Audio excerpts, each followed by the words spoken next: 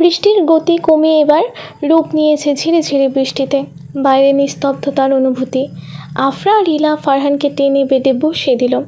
ফারহান সজ্ঞানে কিছু শরীরে জেঁকে বসেছে একরাশ দুর্বলতা। নিঃশ্বাস নিচ্ছে প্রবলভাবে। আফরা একটা চেয়ার নিয়ে ফারহানের ঠিক মুখোমুখি বসল। ফার্স্ট এইড কিট থেকে কটন বের করে যেই না ফারহানের শার্টে হাত দিতে যাবে চেঁচিয়ে উঠল ফারহান। হ্যালো, কি করছেন আপনি? বিরক্ত হলো আফরা। দেখছে ওর বাহুর ক্ষত সরানোর উদ্দেশ্যে বসেছে, তবুও আফরা বলল, দেখছেন না শার্ট খুলছি। ওটাই তো, শার্ট খুলছেন কেন? আপনি কি ডক্টর যে আমার ট্রিটমেন্ট করবেন? ফাহিম আসুক, ওকে দিয়ে করাবো। আফরা কিঞ্চিত ভ্রু কুঁচকে ফারহানের দিকে তাকালো, তারপর ঠোঁট চেপে মৃদু স্বরে বলল, শরীরের জোর এখন না থাকলেও গলার জোর ঠিকই আছে। আর এইসব ক্ষত সারানোর ট্রেনিং আমাদের স্কুল লাইফে দেওয়া হয়, তাই ভয় পাবেন না। এবার তো শার্ট খুলুন। আপনার ডান পাশটা উন্মুক্ত করলেই হবে। নেক্সট হতে তো আর বলছি না আমি। আফরার কাট কাট গলা। ফারহান উপায়ন্তর না পেয়ে শার্টের বোতাম খুলে উন্মুক্ত করলো নিজের ডান পাশটা। আফরা এবার অতি সাবধানতার সাথে কটন দিয়ে রক্ত সাফ করে দিচ্ছে। নিঃশ্বাস উপচে পড়ছে ফারহানের বুক বরাবর। ফারহানের শ্বাস বেরিয়ে আসার মতো উপক্রম, সেই সাথে অচেনা অজানা মেয়েটির প্রতি প্রবল ক্ষোভ। কোনো মেয়ে ওর কাছে আসলে হুঙ্কার দিতে দ্বিধাবোধ করতো না, সেদিকে এই মেয়ে অবলীলায় কী সব করে চলেছে। তার উপর মেয়েটির পরনে স্লিভলেস জামা আর কোয়ার্টার প্যান্ট প্রমাণ করে দেয়, আর যাই হোক এই মেয়ে অন্য 4-5 বাঙালি মেয়ের মতো না। গুলিটা বের করতেই ফারহানের মুখ দিয়ে ওহ করে একটা শব্দ বেরিয়ে এলো। পাশ থেকে ইলা বলে উঠল, ভাইয়া তুমি? ঠিক আছে, আমি, চিন্তা করিস না। ইলাকে বলতে না দিয়েই বলল ফারহান। আফরা এবার সন্তর্পণে বাহুতে ব্যান্ডেজ করে দিল। এর মধ্যে ফারহানকে কয়েকবার দেখল সে। ফারহান যেন অনুভূতিহীন। ব্যাপারটা এমন যে এসব বিষয় ছেলেটার সাথে কম বেশি সব সময় হয়ে থাকে। আফরা এবার বলল, আপনি থাকেন কোথায়? বাংলোর কাছে যে ছোট্ট ঘরটি আছে ওখানে। ফারহানের তীক্ষ্ণ উত্তর। আফরার কাছে গতকালের রহস্যটি বেরিয়ে এলো জলের মতো। তাহলে সেই মিস্টার রেইনকোট ম্যান তবে ফারহান? তবে আফরার মনে একটু খচখচানি চলছে। এই বাড়িতে আসলো, একদিন পূর্ণ হয়ে গেল, অথচ মিসেস নাবিলা বা মিস্টার ইফাস কেউই ফারহানের নামটুকু উচ্চারণ করলো না। গাড়ি থেকে নেমে ফাহিমের মুখে একবার শুনেছিল, তবে মিসেস নাবিলা তা এড়িয়ে দিয়েছেন সুনিপুণতাভাবে। আফরা এবার ইলার উদ্দেশ্যে বলল, ইলা, তুমি রুমে গিয়ে ঘুমিয়ে পড়ো। আচ্ছা ঠিক আছে। চলে গেল ইলা। অবশেষে আফরা ও ফাহানের হাতে ব্যান্ডেজ করে দিল। ফাহানের কাছ থেকে সরে এসে বলল, প্রথমেই সরি, তখন এভাবে অ্যাটাক করার জন্যে। ফাহান তপ্ত শ্বাস ছেড়ে বলল, আপনি আপনার জায়গায় ঠিক আছেন, সরি বলার প্রয়োজন নেই। তা তো বুঝলাম, তবে আপনি এভাবে বারান্দা দিয়ে ফাহিমের কাছে এসেছেন কেন? দরজাও তো নক করতে পারতেন।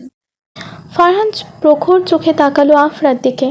কই ভেবেছিল এই মেয়েকে ধন্যবাদ জানাবে, আর এই স্পাই মেয়ে তো রীতিমতো ওকে হেনস্থা করছে। না, ফারহান একে চেনে, আর না এই মেয়ে চিনে ফারহানকে। তাহলে এত অধিকারবোধ কিসের?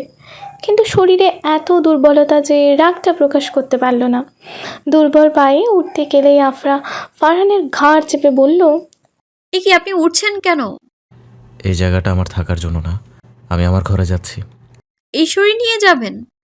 এগুলো আমার কাছে নিত্যদিনের ব্যাপার, আমি পারবো। ফারহান যাওয়ার জন্য উদ্যত হতেই আফরা হাত চেপে খাটে বসিয়ে দিল ফারহানকে। ফারহান কিছু বলতে যাবে, আফরা ওর ঠোঁট যুগলে আঙুল স্পর্শ করে বলল, কোনো কথা না। আফরার মিহি কণ্ঠ। ফারহান আবেগ ঘন চোখে তাকিয়ে আছে আফরার মিষ্টি মুক্তির দিকে। কানের কাছে এই মেয়েটির কণ্ঠ বাড়ি খাচ্ছে বারবার। কোনো মেয়ের কণ্ঠ কি এতটাই নেশালো হয়? ফারহানের তা জানা ছিল না। আফরার বুকের একটু ওপর বরাবর চুলগুলো অগোছালো, গোলাপি শুষ্ক ঠোঁটজোড়া ভিজিয়ে নিচ্ছে বারবার। ফারহানের কেমন যেন নেশা হয়ে উঠেছে। ইচ্ছে করছে এভাবেই অপরিচিতা এই মেয়েকে দেখতে। অতঃপর ধ্যান এলো ফারহানের। মাথা থেকে উদ্ভট ভাবনাগুলো ঝেড়ে বলল, ঠোঁট থেকে আঙুল সরান। আফরা সরিয়ে দিল তৎক্ষণাৎ। ছেলেটা হয়তো রেগে গিয়ে ছোট স্পর্শ করাতে। শ্যামলা মুখে তীব্র দৃষ্টি তো তাই বুঝিয়ে দিচ্ছে। ফারহান শান্তভাবে বলল, আমার ব্যক্তিগত কাজে ইন্টারফেয়ার করাটা আমি কখনোই পছন্দ করি না। এবার প্রথম বলে কিছু বললাম না, নেক্সট টাইম যেন এমন না হয়। আফরা প্রত্যুত্তরে কিছু বলল না, তবে একটা জিনিস ধারণা করলো, ফারহান ছেলেটা ফাহিমের মতো না, একটু গম্ভীর প্রকৃতির, তবে কাজকর্মে একটা লিডার ভাব আছে, যেন নেতৃত্ব জিনিসটা ওর সব কিছু। ফারহান এবার আর বারান্দা দিয়ে যাবে না। মিসেস নাবিলা যেহেতু ঘরে নেই, তাই সদর দরজা দিয়ে যাওয়া যেতে পারে। ফারহান চলে যাওয়ার জন্য উদ্যত হতেই আফরা ডাক দিল। ফারহান। অবাক হলো আফরা। অল্প সময়ের পরিচিতিতে আফরা যে এভাবে ছেলেটাকে নাম ধরে সম্বোধন করবে, ফারহান তা ভাবতে পারেনি। ফারহান পিছে ফিরল, গম্ভীর সুরে বলল, বলেন। আপনি কি করেন? সহসায় প্রশ্নটি করে ফেলল আফরা। ফারহান ঠোঁটের কোণে একটা মৃদু হাসি ঝোলানো। আফরা অবাক চাহনি নিক্ষেপ করলো সেই হাসিতে। ফারহানের পরনে সাদা শার্ট, ধূসর প্যান্ট, চাপ দাড়িতে অন্যরকম ব্যক্তিত্ব ফুটে উঠেছে। শতভাগ নিশ্চিত যে হাইট 6 ফুট না, তবে 5 ফুট 8-এর কমও না, এটাও আফরা নিশ্চিত। এই ছেলের গায়ের চাপা রংটাই ওকে আরও ফুটিয়ে তুলেছে। ফারহান মৌনতা ভেঙে প্রত্যুত্তরে বলল, অধিকারের জন্য লড়াই করি। নীরবে প্রস্থান করল ফারহান। সে হেঁটে চলে গেল ধীর গতিতে। আফরার কাছে ফারহান মানুষটি একেবারে নতুন। ওর 23 বছরের জীবনে কখনোই এমন ব্যক্তির মুখোমুখি সে হয়নি। সব কিছুতে গম্ভীরতা থাকলেও কথাবার্তা কী প্রখর। এক মুহূর্তেই ব্যক্তিটির অন্যের মন মস্তিষ্ক দখল করার মতো ক্ষমতা আছে। আফরার কাছে ফারহান রহস্যময়, এক কথায় ভীষণ রকমের রহস্যময়। পূর্ব দিগন্ত ভেদ করে ছড়িয়ে পড়ল রোদ্দুরের অবাধ্য রশ্মি। চা বাগানের ছোট্ট ছোট্ট টিলার ওপর এই রশ্মিগুলো পড়লে একে এক মায়া স্বর্গ মনে হয়। বারান্দায় বেতের চেয়ারে বসে অপার নয়নে ভারতের মেঘালয় রাজ্যের সুউচ্চ পাহাড়গুলো দেখে যাচ্ছে আফরা। সীমান্ত ঘেঁষে বাড়ি থাকার উপকারিতা মনে হয় এটাই। কি সুন্দর সে দৃশ্য! চা বাগানের একেবারে শেষ প্রান্তেই বাংলোটি। তারপর একটা খাড়া পাহাড়ি ঢাল নিচে সীমান্তের কাছে মিশেছে, যার উপর দিয়ে বয়ে চলেছে সরু একটি নদী। কিন্তু সেখানে কোনো সীমানা প্রাচীর নেই, এক কথায় অরক্ষিত। বিষয়টা আফরার ভালো লাগলো না। এসব এলাকায় কম বেশি অনেক অপরাধ হয়ে থাকে, তাই প্রাচীরটা দিয়ে দিলেই ভালো হতো। কল আসতেই ধ্যান ভাঙলো ওর। ইন্টারন্যাশনাল নাম্বার দেখে বুঝে গিয়েছে যে কে হতে পারে। কল রিসিভ করে বলল, হ্যালো ড্যাড। আলতো হাসলেন মিস্টার আসিফ। সরু গলায় বললেন, হ্যালো আফি। তোমায় আমি বারবার বলেছি যে আমায় আফি বলে ডাকবে না। এই নামটা তারাই ডাকবে যারা আমায় আফরা নামটা বিকৃত করে অ্যাফরা ডাকে। ব্যঙ্গ সুরে বলল আফরা। মিস্টার আসিফ তাই অপর পাশে সশব্দে হেসে উঠলেন। কোনো মতে তা দমিয়ে বললেন, ইউ মিন এই সাদা চামড়া মানুষদের? হুম। আচ্ছা, এসব কথা থাক। কেমন লাগছে বিডিতে? ভালো। এখনো রাগ করে আসো? আফরা কিচ্ছু বলল না। আসিফ তার উত্তর পেয়ে তপ্ত শ্বাস ছাড়ল, কিন্তু এছাড়া আর কোনো উপায় নেই ওকে শুধরানোর। আসিফ আবারও বললেন, তো কেমন লাগলো ইফাস আঙ্কেলের পরিবারকে? ভালো লেগেছে, তবে আমার একটা প্রশ্ন ছিল ড্যাড। কি প্রশ্ন? ইফাজ আঙ্কেলের পরিবারে কে কে আছে জানো? জানি তো, তিনি তার ওয়াইফ সাথে 2 ছেলে মেয়ে, ফাহিম আর ইলা। আর ফারহান, চেনো তাকে? এই প্রশ্নের জন্যই যেন অপেক্ষা করছিলেন আসিফ। কাঙ্ক্ষিত প্রশ্ন পেয়ে মুখে আপনা আপনি এক পাকা হাসি ফুটে উঠল তার। চিনি। ইফাস আঙ্কেলের বড় ভাইয়ের ছেলে। শুনেছিলাম ছেলেটার বাবা খুন হয়েছে, তবে মা কোথায় জানি না। ইফাজ আঙ্কেলের ফ্যামিলিটা অনেক অদ্ভুত, সাথে সেই ফারহান ছেলেটাও। হয়তো, দেখো সামনে কি হয়। এমনও তো হতে পারে তুমি তোমার সব উত্তর পেয়ে যাবে। হয়তো। আমি তাহলে রাখি আফরা, টেক কেয়ার। ইটু ড্যাড। কল কেটে দিল আফরা। মনটা এখন বেশ ফুরফুরে লাগছে, তাই আবারও সৌন্দর্যে বুঁদ হয়ে গেল সে। গতকালের মতো আজও নাস্তায় বিশাল আয়োজন। মিসেস নাবিলা ভোরে বাড়িতেই সেই নাস্তার আয়োজন করেছেন। এবার তা পরিবেশন করছে ইলা। মিস্টার ইফাজ পত্রিকায় গত রাতের হরতাল সংক্রান্ত বিস্তারিত পড়ছেন। এক পর্যায়ে তিনি ফাহিমকে বললেন, ফারহানকে ডাক দিয়ে নিয়ে আসো তো ফাহিম। খাওয়ায় মশগুল ফাহিম থমকে গেল, সাথে ইলা আর মিসেস নাবিলাও। আফরাই দ্বিতীয়বার ফাহানের নাম শুনল।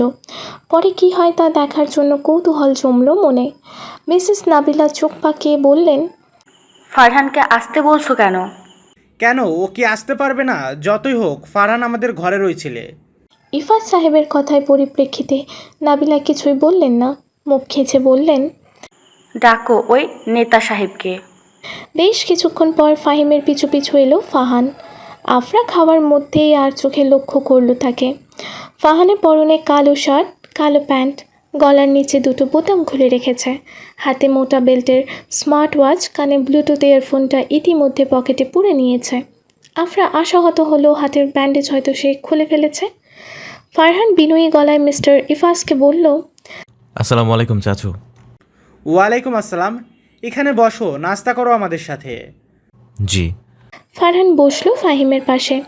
আফরা ঠিক বরাবরই সে বসেছে। আফরা এক পলক আবার তাকে কাঁটা চামচ দিয়ে সালাদ মুখে নিয়ে নিল। মিস্টার ইফাস ফাহানকে বলল, ব্যস্ত নাকি তুমি? আজকাল তো দেখাই যায় না। কাজের চাপ অনেক, তাই। মিস্টার ইফাস জানে যে ওর কি এত কাজ, তাই কথা না বাড়িয়ে আফরাকে দেখিয়ে বলল, ওর সাথে পরিচয় হয়ে নাও ফারহান। তোমার চাচির এক আত্মীয়র মেয়ে আফরা গত পরশু আমেরিকা থেকে এসেছে। আর আফরা ও ফারহান আমার বড় ভাইয়ের ছেলে। ফারহান আর আফরা দুজনারই চোখাচোখি হলো এবার। আফরা যে বাঙালি পরিবেশে বড় হয়নি তা গত রাতেই ফাহান আন্দাজ করতে পেরেছিল। মেয়েটার মতো ওর নামটাও সুন্দর। ফারহান মৃদুভাবে ঠোঁট জোড়া নাড়িয়ে বলল, হ্যালো আফরা। আফরা হাসে বিনয়ীভাবে, ভদ্রতার খাতিরেও সে প্রত্যুত্তরে বলল, হ্যালো। ফাহান তৎক্ষণাৎ চোখ ঘুরিয়ে নিল আফরার কাছ থেকে। এমন ভান করছে যে আফরাকে সে একবারেই চেনে না। এই মুহূর্তেই তার সাথে আফরার যেন প্রথম দেখা। ফাহান এবার মিস্টার ইফাসের দিকে দৃষ্টি নিয়োগ করে বলল, কোনো জরুরি প্রয়োজনে আমায় ডেকেছিলে চাচু? মিস্টার ইফাস হাসলেন মলিনভাবে। পত্রিকা ভাঁজ করতে করতে সে বললেন, তোমায় জরুরি প্রয়োজন ছাড়া ডাকতে পারি না। ফাহানের ঠোঁটে তার ছেলের হাসির রেশ দেখা যাচ্ছে। এই পৃথিবীতে কতটা স্বার্থপর তা মিসেস নাবিলাকে দেখেই অন্তত ফাহানের ভালো মতো জানা। কিন্তু এসব কথা একটা বাইরের মেয়ের সামনে এভাবে বলতে ওর মন সায় দিল না। তাই শান্ত গলায় প্রত্যুত্তরে বলল, আজ পর্যন্ত প্রয়োজন ছাড়া আমায় কখনোই ডাকুনি তুমি চাচু। লজ্জায় মাথা নুয়ে ফেললেন মিস্টার ইফাস। এই বৃদ্ধ বয়সে এসে তিনি আন্দাজ করতে পারছেন যে ছেলেটার মনে প্রচণ্ড ক্ষোভ আর অভিমানের অস্তিত্ব রয়েছে, যা কখনোই হয়তো সে প্রকাশ করবে না। আফরা এদের কথোপকথন শুনে অবাক হলো। কিছু একটা গণ্ডগোল আছে যা হয়তো সে ধরতে পারছে না। মিস্টার ইফাস মৌনতা ভেঙে বললেন, আজ ব্যস্ত আছো অনেক। আছি। কোথায় যাচ্ছ এখন? বর্ডারের দিকে একটা মিটিং আছে ওই এলাকার চেয়ারম্যানের সাথে। ইলা আর আফরাকে তাহলে বর্ডারের ওদিকে যে কোনো ট্যুরিস্ট জায়গায় নিয়ে যাও। ওদেরকে রেখেই তুমি তোমার মিটিংয়ে যেও। মেয়েটা দুদিন ধরে বাংলাদেশে এসেছে, অথচ ফাইমের এত কাজের চাপ যে ও নিয়ে যেতে পারছে না। মিস্টার ইফাসের কথায় কোনো প্রতিক্রিয়া দেখালো না ফারহান। খাওয়া দাওয়া শেষ করে সে স্থির গলায় বলল, ঠিক আছে। প্রসন্ন হলেন মিস্টার ইফাস। আফরা আর ইলার উদ্দেশ্যে তাই বললেন, তোমরা দুজন রেডি হয়ে বাইরে দাঁড়াও, ফারহান গাড়ি নিয়ে অপেক্ষা করবে তোমার জন্য। আফরা একটি হালকা বেগুনি রঙের ফতুয়া আর জিন্স পরে নিল, কাঁধে বরাবরের মতো একটি ছোট্ট ব্যাগ। আফরা কেন যেন মনে হচ্ছে আজ অন্যান্য দিনের তুলনায় ওকে দেখতে অনেক সুন্দর লাগছে। তুলি দিয়ে আটকানো সিল্কি চুলগুলো খুলে ক্লিপ লাগিয়ে নিল। ইলা আজও প্রথম দিনের মতো হলুদ রঙের একটি থ্রি পিস পরেছে। দ্রুত স্বরে সে বলল, আপু তাড়াতাড়ি চলো, ভাইয়া রেগে গেলে পরে আমাদের রেখেই চলে যাবে। ইলার কথায় দ্রুত পায়ে বাইরে চলে গেল আফরা। চা বাগানের ছোট্ট ছোট্ট টিলার মাঝখানে সরু পথ দিয়ে 2-3 মিনিট হাঁটলেই পিচ ঢালা রাস্তার সামনে বিশাল গেট। সেখানেই দাঁড়িয়ে আছে ফারহান, গাড়িতে হেলান দিয়ে আনমনে মোবাইল স্ক্রলিং করছে। আফরা সেখানে গিয়ে বলল, এই যে মিস্টার, এসে পড়েছি। ওকে, গাড়িতে উঠে পড়ুন। ফারহান আফরার দিকে না তাকিয়ে নির্বিঘ্নে কথাটি বলে উঠল। ছেলেটার কীর্তিকলাপ দেখে অবাক হলো আফরা। ইতিমধ্যে ইলাও এসে পড়েছে গাড়ির সামনে। আফরা আবারও বলল, গাড়ির ফ্রন্ট সিটে বসবো নাকি ব্যাক সিটে? ফারহান মোবাইল রেখে সরু চোখে তাকালো আফরার দিকে। মেয়েটা ওর দিকেই ড্যাব ড্যাব করে তাকিয়ে আছে, একটু চাঞ্চল্যতার ভাব। কাটা চুলগুলো হাওয়ার তালে উড়ে যাচ্ছে বারবার। ফারহান মোবাইল পকেটে পুরে নিয়ে গম্ভীর স্বরে বলল, ব্যাক সিটে বসুন ইলার সাথে। আফরাকে তারপর আর কিছু বলার সুযোগ দিল না। সে সোজাসুজি ড্রাইভিং সিটে বসে পড়ল। গাড়ি ছুটে চলেছে নিদারুণভাবে। আকাশের মেঘও সমান তলে বয়ে যেতে ব্যস্ত। কি একটা মিষ্টি হাওয়া, যেন এই মুহূর্তে আফরার মনেও মিষ্টতা ছড়িয়ে পড়বে। আফরা কানে ইয়ারফোন গুঁজে মনে গান শোনার চেষ্টা করলো, কিন্তু পারল না। তার মনে হচ্ছে এখন গাড়িতে অতীব নজরকাড়া একজন মানুষ ড্রাইভিং সিটে বসে আছে। মানুষটা কথা কম বলে, যতটুকু বলে তাতে বোঝা যাচ্ছে সে অনেকটা গম্ভীর ধাঁচের। কালো গহীন চোখে ঘন পল্লবে তার সৌন্দর্য বেড়ে গিয়েছে। উঁচু নাক, কথা বলার সময় গালে মৃদু একটি ভাঁজ পড়ে। রোদ পোড়া গায়ের রং, বোঝাই যায় ছেলেটার দিনের বেশিরভাগ সময় কাটে কড়া রোদ্দুরে। তবুও কেমন যেন চুম্বকের মতো টানে। ছেলেটার চেহারা নায়কদের মতো এতটা সুদর্শন না হলেও ভিড়ের মাঝে নজর কাড়ার মতো একটা মোহনীয় চেহারা, এতটুকু আফরা নিশ্চিত। আফরা এবার ফারহানের উদ্দেশ্যে বলল, আর কতক্ষণ লাগবে ফারহান? এই যে 10 মিনিটের মতো। এরই মধ্যে মোবাইলে কল আসলো ফারহানের। স্ক্রিনে ভেসে উঠেছে শামসুর নাম্বার। ফারহান কলটা ব্লুটুথ স্পিকারে ট্রান্সফার করে রিসিভ করলো। হ্যালো শামসু। অপর পাশ থেকে কী বলছে আফরা শুনতে পারল না, কারণ ফারহান ব্লুটুথ স্পিকারে কথা বলছে। ফারহান অপর পাশের কথা শুনে প্রত্যুত্তরে বলল, ওইসব ট্যাক্সের কাগজপত্র সব ঠিকঠাক মতো রাখো। ওই চেয়ারম্যানের বাটপারে আজ যদি ফাঁস না করতে পারি, তবে আমার নামও ফারহান জুবায়ের না। ওই এলাকায় আমার পাওয়ার না থাকলে, যেহেতু স্থানীয়রা আমার কাছে বিচার নিয়ে এসেছে, আমি অবশ্যই উপর মহলে এটার বরখাস্ত করব। আফরা মৌনতার সাথে কথাগুলো শুনল। হাজার চেষ্টা করেও ফারহানের কথা কোনো ঠিক ঠিকানা সে খুঁজে পেল না। ফারহান অপর পাশের কথা শুনে আবারও বলল, ওই চেয়ারম্যান হাজার খুঁজেও আমার দুর্বলতা বের করতে পারবে না। আমায় মারার হুমকি দিচ্ছে ওই বাস্টার্ড। হ্যাঁ, আমি 10 মিনিটের মধ্যে আসছি। রাজনীতি নিয়ে অনেক দেমাগ না, আমি আসলেই দেখা যাবে। রাখছি। কল কাটলো ফারহান। আফরা সামনের আয়নায় খেয়াল করেছে ফারহানের চোয়াল কেমন যেন শক্ত হয়ে উঠেছে। হয়তো ফোনে এমন কোনো অপ্রীতিকর কথাবার্তা হয়েছে যা ফারহানের হয়তো পছন্দ হয়নি। এই মানুষটাকে যতই ঘেঁটে দেখার চেষ্টা করছে, ততই প্রহেলিকার জালে হারিয়ে যাচ্ছে আফরা। আফরা এবার চেষ্টা করলো একেবারে শূন্য দিকে সব কিছু স্মৃতিচারণ করার। গত রাতে ফারহানের সাথে ওর দেখা হয়েছিল এক দুর্ঘটনার পরিপ্রেক্ষিতে। সময়টাতে সারা শ্রীমঙ্গলে ছাত্র হরতালের জমজমাট আমেজে পরিপূর্ণ ছিল। এমন সময় বৃষ্টির নিদারুণ গতির মাঝে আফরার সাথে প্রথম দেখা হলো আহত ফারহানের। ফারহানের ভাষ্য মতে ওর বাহুতে পুলিশের গুলি লেগেছিল। কিন্তু কেন? প্রশ্ন জাগলো আফরার মনে। আচ্ছা, ফারহান কি তবে ক্রিমিনাল টাইপ কেউ, যার কারণে পুলিশের সাথে তার ঘোরতর সম্পর্ক? এমন কিছু আফরা কল্পনা করতে যাবে, তখনই ওর মনে পড়ল একটি কথা, অধিকারের জন্য লড়াই করি। কথাটি ফারহান বলেছিল। এমন ধরনের দাম্ভিক কথাবার্তার মানুষ আর যাই হোক কখনোই অপরাধের সাথে যুক্ত হতে পারে না। হঠাৎ গাড়ি থামার আওয়াজে নিমেষে আফরার মনের প্রশ্নের পাহাড় কর্পূরের মতো উড়ে গেল। গাড়িটি থেমেছে একটা সমান্তরাল পথের সামনে। একপাশে বড় করে সাইনবোর্ডে ঝোলালো নট ফর ড্রাইভিং, অর্থাৎ পথটি গাড়ি চালানোর জন্য না। আফরা আর ইরা বেরিয়ে এলো গাড়ি থেকে, পিছু পিছু ফারহানও। আকাশটা পরিষ্কার, তাই অনেক মানুষই ঘুরতে এসেছে এখানে। বলা বাহুল্য, শ্রীমঙ্গলে আষাঢ় মাসে এমন দৃশ্য দেখা দুর্লভ। আফরা অপার নয়নে তাকিয়ে থাকলো পথের দিকে। সামনে সরু পথ, দুধার দিয়ে বিস্তৃত ক্ষেত। শেষ প্রান্তে কিছু চায়ের স্টল আছে পানাহারের জন্য। আফরা আসার আগে গুগলে জায়গাটির নাম দেখে এসেছিল, কিন্তু কোনো এক কারণে তা ভুলে গেল সে। আফরা খেয়াল করলো ফারহান কাউন্টারের দিকে গিয়েছে। 5 ফুট 8 ইঞ্চির এই মানুষটার কথাবার্তার ধরনই এমন যে সহজেই কাউকে আকৃষ্ট করতে পারে। ফারহান ওখানে কী বলেছে আফরা তা জানে না। ছেলেটার সব কিছুই সুন্দর। মাঝে মাঝে ফারহানের বলা কিছু সিলেটি ভাষাও কানে ভেসে আসছে, যা আফরার বোধগম্য হলো না। এখানকার স্থানীয়দের সাথে সিলেটি ভাষায় কথা বলতে হবে, এটাই স্বাভাবিক। বরং প্রমিত ভাষায় কথা বলাটাই হয়তো কিছুটা অস্বাভাবিক। ফাহান দুটো টিকিট নিয়ে এলো আফরা আর ইলার কাছে। আফরার উদ্দেশ্যে বলল, এনি টিকিট, আর প্লিজ ইলাকে রেখে বেশি দূর যাবেন না। চাচু যদিও আপনাকে এখানে আনার দায়িত্ব আমায় দিয়েছে, তবুও আপনার সিকিউরিটির ব্যাপারে আমি হেরফের করতে যাচ্ছি না। বুঝেছি। আপনি আবার আসবেন নাকি আমরা একাই যাব? ফারহান ভ্রু কুঁচকে আফরার দিকে তাকালো। কেন যেন মনে হচ্ছে যে এই মেয়েটা হয়তো বড্ড বাচাল ধরনের। আফরাকে কোনো উত্তর না দিয়ে ইলাকে বলল, ওনার খেয়াল রাখিস, এক দেড় ঘন্টার মধ্যে ফিরে আসবো। বলেই গাড়ি নিয়ে চলে গেল ফাহান। আফরা এখনও সে পানে তাকিয়ে আছে। মানুষটির ব্যবহার আজব, সেই মতো কথাবার্তাও বড়ই আজব। কেমন যেন মায়াজালে নিয়ে যায়, তবু কতটা চোখ ধাঁধানো তার প্রতিটা কাণ্ড।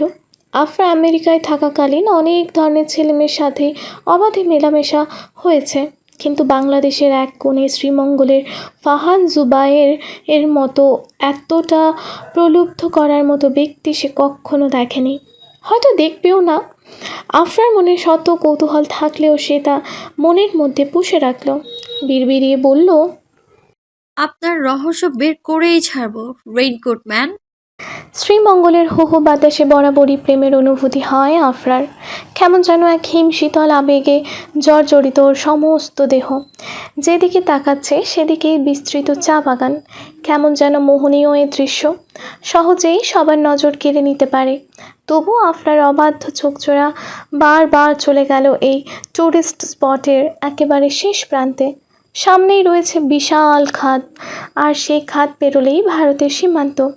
ইলা জায়গাটি নিয়ে অনেক কথাবার্তায় বলেছে, যা শুনতে ভালো লাগলেও আফরা মনোযোগ দিতে পারল না। ওর অবচেতন মন বারবার ফাহান নামক মানুষটির রহস্য উদ্ঘাটন করার ব্যর্থ প্রচেষ্টা চালাচ্ছে। কড়া রৌদ্রের উত্তাপ থাকাতে আফরার ইলা দুজনেই এবার চলে গেল চা বাগানটির শেষ প্রান্তের টি স্টলগুলোর দিকে। এখানে গাছের নিচে বেঞ্চ পেতে রাখাতে সহজেই ছায়ার অতল স্পর্শ অনুভব করা যায়। চায়ের দোকানটির একটু পাশ ঘেঁষেই রয়েছে হাসনাহেনা গাছ। ইলার ভাষ্য মতে রাতে নাকি ঘ্রাণে এই জায়গাটি মৌ মৌ করে, কিন্তু কেউ এখানে তা উপভোগ করার সাহস পায় না, কারণ হাসনাহেনা ফুলের ঘ্রাণে নাকি সাপ এসে পড়ে। দোকানদার এবার দোকানে বসেই জিজ্ঞাসা করলো, আফা চা দিমু? দোকানদারের কথায় ইলা প্রশ্নবিদ্ধ চাহনি নিয়ে তাকালো আফরার দিকে। তারপর কোমল গলায় বলল, চা খাবে আপু? না, আমি আসলে চা তেমন একটা খেতে পারি না। স্মেলটা আমার কাছে কেমন যেন লাগে।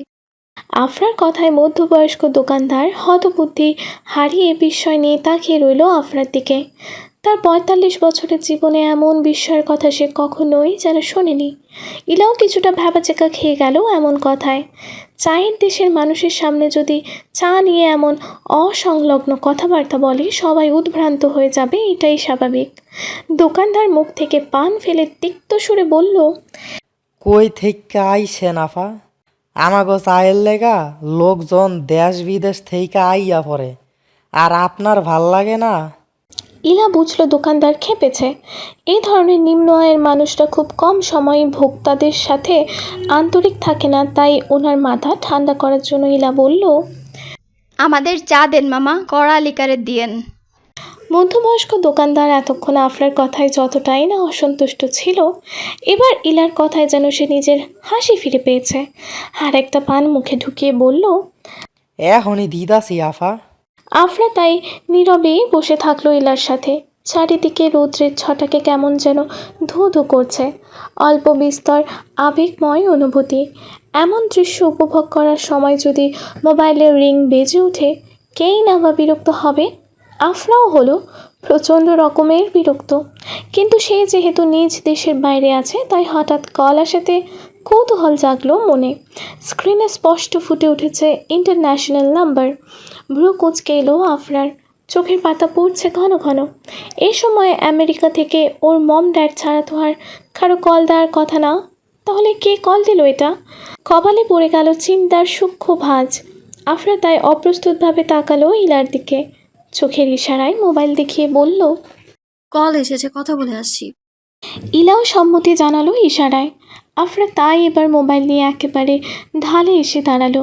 অবশেষে কল ধরে নিদারুণভাবে বলল, হ্যালো, হু আর ইউ? অপর পাশ থেকে শোনা গেল কারো তপ্ত নিঃশ্বাস ফেলার শব্দ। আফরা উদ্গ্রীব হয়ে তাকিয়ে আছে উত্তর শোনার জন্য। মৌনতা কাটিয়ে সে বলে উঠল, এরিক। কিছুটা নীরব হয়ে গেল আফরা। মনের ভেতরকার কথাগুলো এরিকের কণ্ঠে কেমন যেন দলা পেকে যাচ্ছে। বুকের ধুক ধুক শব্দটা ক্রমশই বাড়ছে। এরিক কটকটিয়ে ইংরেজিতে জিজ্ঞেস করল, কেমন আছো অ্যাফি? ভালো। আফরার সরাসরি উত্তর। এরিক অপর পাশে তার ছেলের হাসি হাসল। আপনার কাছে শুনলাম তুমি নাকি বিডিতে গিয়েছো, কবে আসবে? জানা নেই। আমায় মিস করো না? এরিকের চড়ানো কণ্ঠ। আফরা কি বলবে ভেবে পেল না। কেননা মেয়েটার এরিকের কথা মনে পড়ে না এমন না, কিন্তু ছেলেটার জন্য কখনোই ওর মনে কোনো অনুভূতি কাজ করতো না। আফরা নির্দয়ভাবে বলল, আমি এখানে ভালো আছি। এরিক নিস্তব্ধ হয়ে গেল আফরার কথায়। নিজের ব্যর্থতাকে আগুনে সঁপে দিতে ইচ্ছে হচ্ছে তার। স্মিত হেসে তাই সে বলল, ভালো থেকো তাহলে। গডের কাছে প্রে করব আমার মতো অবস্থা তোমার যেন না হয়। Once again I love you Affy. বলেই টুট করে কল কেটে দিল এরিক। আফরা প্রশ্নবিদ্ধ চাহনি নিয়ে এরিকের নম্বরের দিকে তাকিয়ে আছে। বুক চেড়ে বারবার বেরিয়ে আসছে দীর্ঘশ্বাস। কেন সে এরিককে ভালোবাসতে পারল না? আর ভালোবাসলে কি আদৌ ওদের সম্পর্কের কোনো রূপ পেত? এরিক যে খ্রিস্টান, সে আর যাই হোক বম ডাটের কথা অমান্য করে কখনোই এরিককে বিয়ে করতে পারবে না।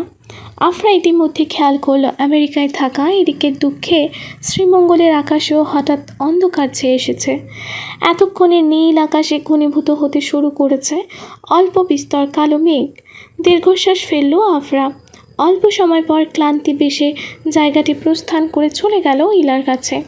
ইলা আফরাকে দেখে ব্যতিব্যস্ত হয়ে বলে উঠল, আপু, একটা সমস্যা হয়েছে। কি সমস্যা ইলা?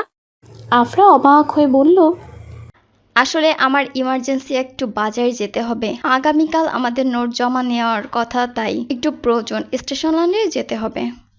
তো চলো তাহলে যাই আমিও। তোমায় নিতে পারবো না আপু। কেন? আমার আসতে সময় লাগবে। তাছাড়া ওখানকার রাস্তাঘাটে কাদা দিয়ে ভরা, তুমি হাঁটাচলা করতে পারবে না। এক কাজ করো আপু, তুমি এখানেই বসো। তোমায় আমি ফারহান ভাইয়ের নাম্বার দিচ্ছি। সে একটু পরেই তোমাকে নিয়ে নেলসন ট্রি এস্টেটে চলে যাবে। ফাহানের নাম শুনেই মনে সুপ্ত কৌতূহল জেগে উঠল আফরার। কাল বিলম্ব না করে তাই সে ইলাকে বলল, ঠিক আছে, তুমি যাও, আমি এখানেই আছি। আচ্ছা আপু, আমি গেলাম। আর ভাইয়াকে ম্যানেজ করে নিও প্লিজ। বলেই চলে গেল ইলা। এতক্ষণে সুমধুর ঠান্ডা বাতাস এবার তীব্রতার সাথে দমকা হাওয়ায় রূপ নিয়েছে। ক্ষণে ক্ষণে বনফুলের ঘ্রাণ ওর নাসিকারন্ধ্র স্পর্শ করছে। আফরার এবার অপেক্ষা করতে লাগলো ফাহানের জন্য। দ্রুত গতিতে ড্রাইভ করে টুরিস্ট স্পটের দিকে যাচ্ছে ফারহান। ঘন ঘন নিঃশ্বাস ফেলছে বারবার। চোখের তীব্র দৃষ্টি একবার শ্রীমঙ্গলের অপরূপ পিচ ঢালা রাস্তার দিকে, তো একবার হাত ঘড়ির দিকে।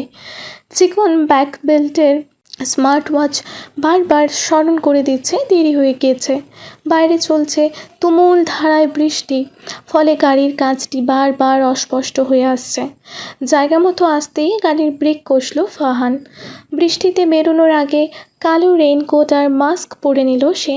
এমনিতেও ওই এলাকার চেয়ারম্যানের সাথে ঝামেলা হয়ে এসেছে। ফারহান নিশ্চিত এবার ওর দুর্বলতা খোঁজার জন্য সেই দুর্নীতিবাজ মানুষটা লোক লাগাবে ওর পেছনে। এসব হুমকিতে অভ্যস্ত ফারহান। ওর দূরদর্শিতার জন্য আজ পর্যন্ত একটা ক্ষমতাবান নেতাও এক চুলো ক্ষতি করতে পারেনি ওর। তবুও সতর্কতা অবলম্বন করা প্রয়োজন। নিজের জন্য না হলেও মানুষের জন্য বাঁচতে হবে।